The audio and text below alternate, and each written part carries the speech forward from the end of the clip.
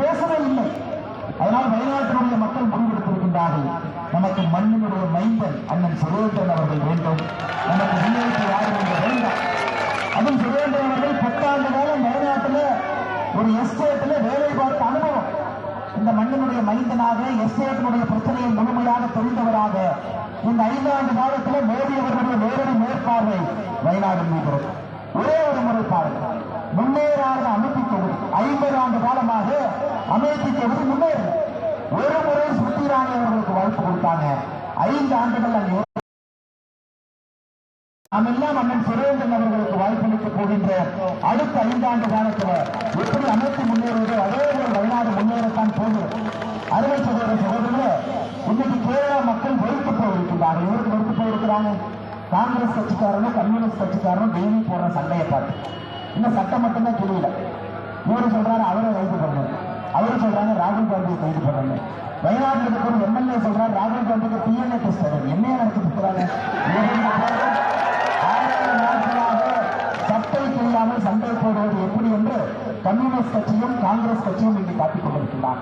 அருமை சகோதர சகோதரிகளை, நம்முடைய அண்ணன் சுரேந்திரன் அவர்கள் சொன்னது போல நீங்கள் வயநாட்டில் போடக்கூடிய ஒரு ஓட்டு கூட நம்முடைய நாட்டை பலப்படுத்தக்கூடிய ஓட்டு, பாரத பிரதமர் நரேந்திர மோடி அவர்களுக்கான ஓட்டு, அதையெல்லாம் தாண்டி மத்திய அரசுடைய திட்டங்களை முழுமையாக வயநாடு கொண்டு வந்து சேர்ப்பதற்கான ஒரு ஓட்டு. இன்னைக்கு நீங்க பாருங்க, நல்ல ஒத்து பாருங்க. ராகுல் காந்தி அவர்கள் எப்பவுமே நம்ம தோட்டத்தில் சொல்லுவோம், முயல் நிறைய வரும், ரேபிட் நிறைய வரும், பார்க்கறதுக்கு அழகா இருக்கும். ஆனா ரேபிட் போன பிறகு பார்த்தீங்கன்னா, முயல் போன பிறகு நம்முடைய தோட்டத்தில் இருக்கக்கூடிய எல்லா புள்ளியும் சாப்பிடும். அதுபோல்தான் காங்கிரஸ். ராகுல் காந்தி அவங்களை பேர விஐபியா வர்றாங்க. வயநாட்டினுடைய சட்டங்கள்லாம் சாப்பிட்டு போயாச்சு. மக்களுக்கு எந்த விதமான பிரயோஜனம் இல்லை.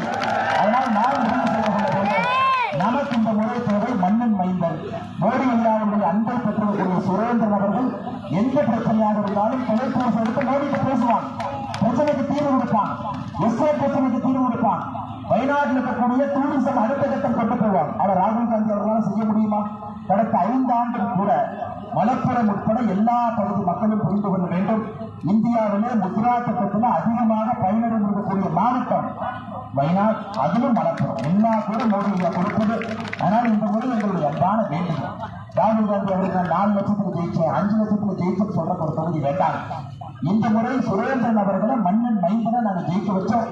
டெய்லி காலையில் போய் நேரம் பார்க்க முடியும், போன்ல பேச முடியும். எந்த பிரச்சனையாக இருந்தாலும் கூட சுரேந்திரன் அவர்கள் எங்களுக்காக குரல் கொடுப்பார், வயநாட்டினுடைய பிரச்சனையை தீர்ப்பார் என்பதற்காக சுரேந்திரன் ஈடுபட்டிருக்கிறார். அருமை சகோதர சகோதரர்கள், நம்முடைய அருமை அண்ணன் சுரேந்திரன் அவர்கள் ராகுல் காந்தி அவங்களை தோற்கடிக்கிறதாக இங்க இல்ல. நம்ம நல்லா புரிஞ்சுக்கணுங்க, சுரேந்திரன் ஜி இஸ் நாட்